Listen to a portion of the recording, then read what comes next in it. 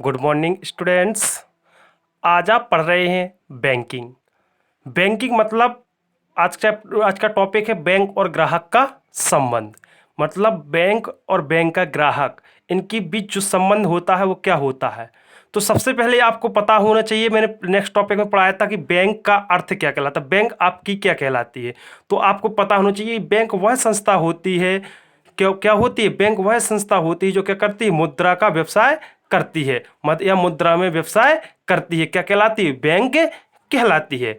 तो मतलब बैंक का अर्थ है साख मुद्रा व साख पत्रों में व्यवसाय करती है। मुद्रा मतलब पैसा, साख मतलब आपके प्रतिज्ञा पत्र हुए, विनिमय पत्र, चेक वगैरह, ये सब क्या कहलाते हैं, आपकी साख पत्रों में क्या करती है, व्यवसाय करती है। व्यवसाय मतलब इनका आदान प्रदान, इनको लेना और इनको देना। नंबर 2, जनता के विभिन्न प्रकार की जमाएं स्वीकार करता है।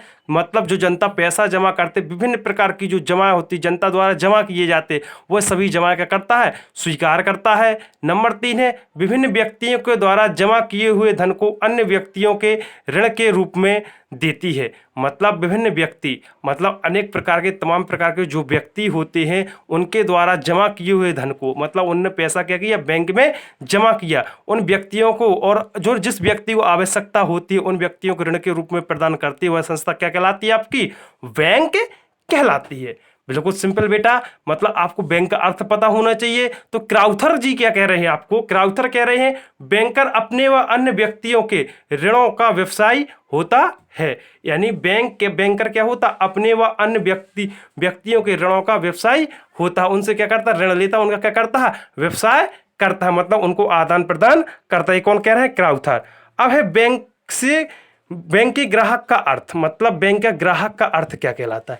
तो आपको बेटा समानतः पता होना चाहिए, जब आप किसी के ग्राहक बनते हैं, तो चाहे आप सामान्य दुकान में ग्राहक बने या किसी संस्था में ग्राहक बने, तो आप में उस क्या होना चाहिए, उस संस्था में आपका खाता होना आवश्यक होता है। या किसी दुकान में बने तो उस दुकान का आप ग्राहक बन रहे तो उसमें आपका खाता होना क्या होता है, आवश्यक होता है। तो यही कहलाता है सामान्यतः ऐसा व्यक्ति अथवा संस्था जिसका बैंक में खाता होता है, बैंक का ग्राहक कहलाता है।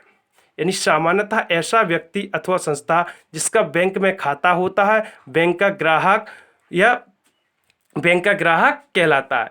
बैंक का ग्राहक होने के लिए स्वयं के नाम से खाता होना आवश्यक होता है। अगर स्वयं का नाम का खाता नहीं है तो वो क्या कहलाएगा, आप बैंक का ग्राहक नहीं कहलाएगा। अगर आप किसी अन्य व्यक्ति का खाता है बैंक में तो वो व्यक्ति ग्राहक कहलाएगा, आप थोड़ी ना ग्राहक कहलाएंगे। मतलब आपका खाता होना, यानी जो व्यक्ति उसका नाम का खाता होना क्या होना चाहिए, आवश्यक होना चाहिए, तभी आप क्या कहलाएंगे, बैंक के ग्राहक कहलाएंगे।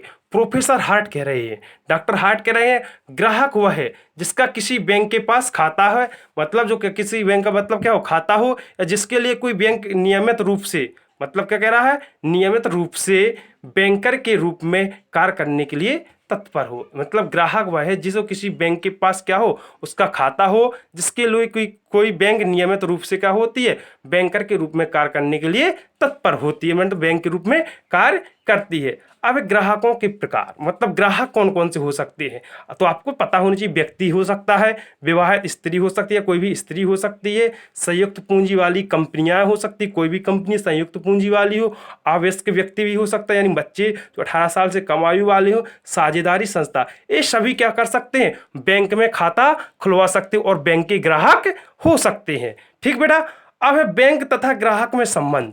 मतलब बेटा बहुत ही इंपॉर्टेंट चैप्टर है आपका, बैंक तथा ग्राहक में संबंध। तो सबसे पहला है आपका सामान्य संबंध, दूसरा है विशिष्ट संबंध।